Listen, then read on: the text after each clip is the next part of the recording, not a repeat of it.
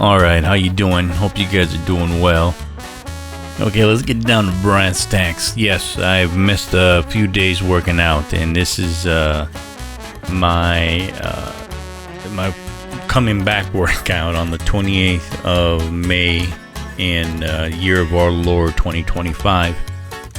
I could make the list of excuses, but what it really was is that I went on a trip, and leading up to the trip, I had to do a bunch of things, and working out ended up being kind of a chore at that point, and I just couldn't find the time.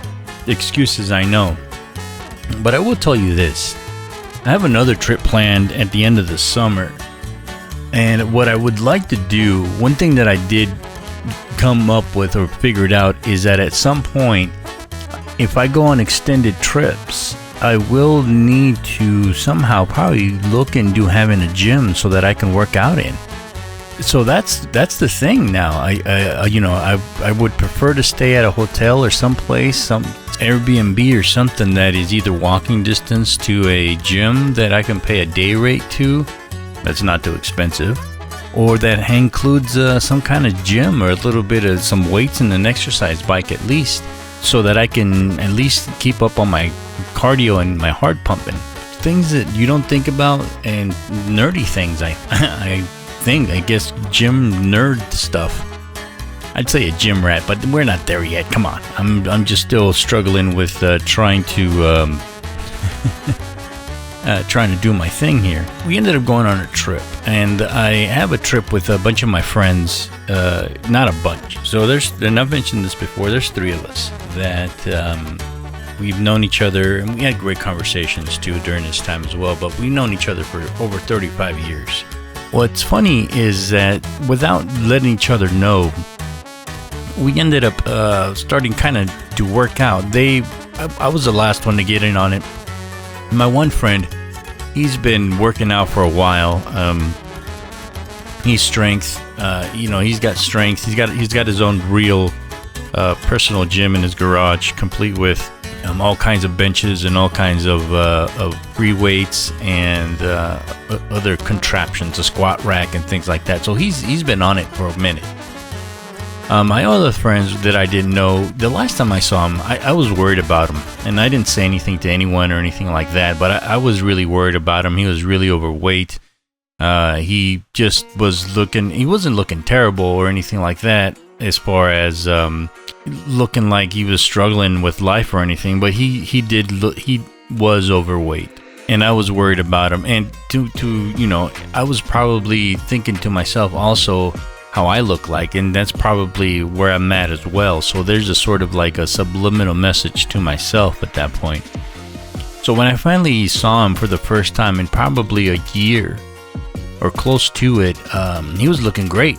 He was working out. We started talking about working out, what he's doing to work out. He passed me a 10-minute ab workout that he really loves and that it's helped him a lot, and I'm probably going to start incorporating that into my routine. We just started talking about vitamin supplements, what he's been doing, and suggestions as to how I should be running or how I should be also taking some sort of supplements and things like that. And it was just really wonderful to be able to chat later in our lives as far as the things that we're doing to keep ourselves healthy.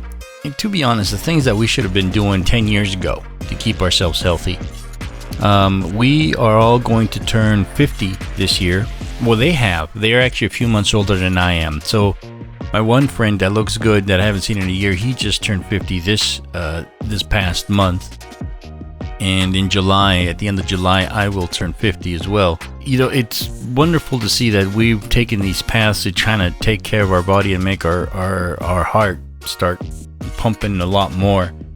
And again, it's additional motivation to get going, which I really liked. The mentality coming back from our trip, which I must say I really partook. I mean, I partied hard that trip, I don't mind telling you. But it made everything worthwhile. I do have a lot to go. What's funny is that on one of the Airbnbs that we got, we went down to Baja. We had a road trip down in Baja. Wonderful place. We went to Bahia de Los Angeles. Nice little small fishing village. We went out on a boat and drank on a half day on the boat. It was wonderful. Then we came back to Ensenada, and my friend had set up this gorgeous Airbnb place. And we went to Ensenada, and we've decided that Ensenada is probably going to be a yearly, if not, well, yes, definitely yearly trip to Ensenada, to where we spend more than a weekend there. There really is a lot to do in Ensenada, along with sports fishing and things like that. So we had a great time. Husong's Cantina down there was an amazing trip. I really loved that. We ended up experiencing a great local vibe there. The last time I was in Ensenada as well was probably over 10 years ago. Yeah, that's about right. And it was on one of those cruise ships. So what happens is you get on a cruise, and you get, for the most part, you get a full day in Ensenada, then you got to get back on the boat before it takes you back home, right? So we had a decent time there in Ensenada. I remember, yes, I got out of hand and took my fair share of beers back then as well. But we did go to Husong's, I remember that, and I just remember it kind of being a tourist trap for the most part.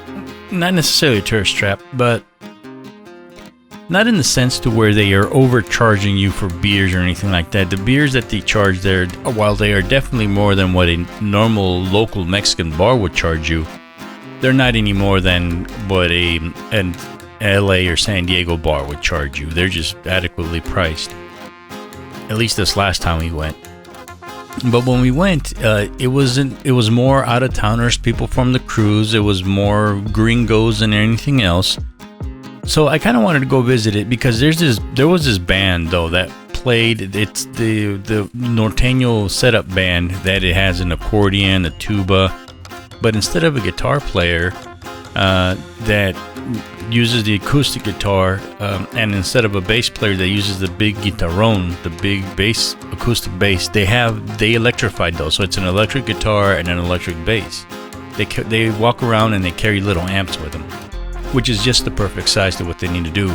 And what they do is they end up playing these amazing cover songs, from Pink Floyd to Carlos Santana, Sweet Home Alabama, these things that they're just normal standard American cover songs. And I wanted to hear them again. And again, the musicianship of this band is absolutely amazing. But they weren't there. This time around, it seems like it was someone's birthday, and they hired this mariachi band that was absolutely amazing. My friend was really floored by their vibe overall. And the thing is that it's something that you don't see every day at any bar that I've ever been to, whether it's American or a couple of the Mexican bars. I do have seen this. The entire bar is singing. The entire bar is feeling the vibe. The mariachi knows all the standards, and everybody is just singing along. And it's really this amazing vibe to where the mariachi is on point, in tune, tight, and everyone knows the songs, and everyone's yelling and screaming. Everyone's drunk at the point to where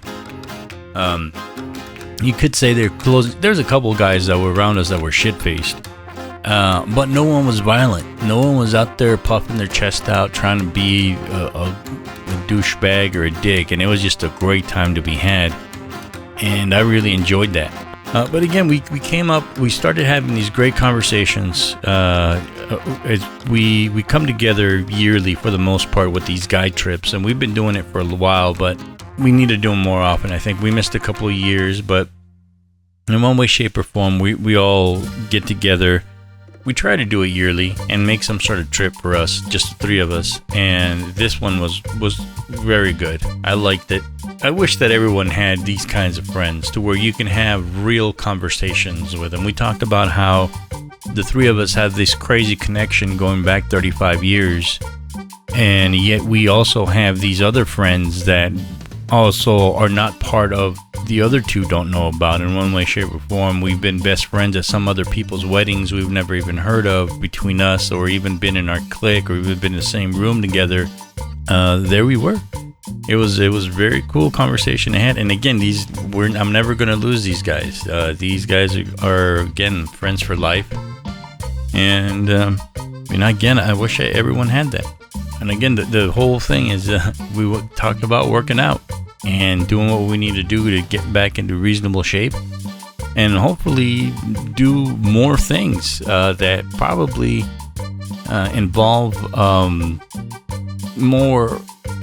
Again, I told people this before. I'm not really into hiking, but I will do a hiking thing every once in a while. But I'm not going to do some crazy, extraneous hiking in the desert in fucking Death Valley in summertime with 130-degree heat. I'm never going to do that.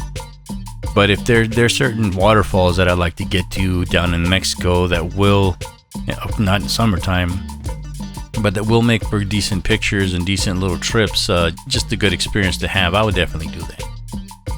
Anyway, that's it for this. Again, this one was my little comeback exercise. It went well. Thanks so much for listening. I will talk to you on the next one, and take it easy. Enjoy your youth.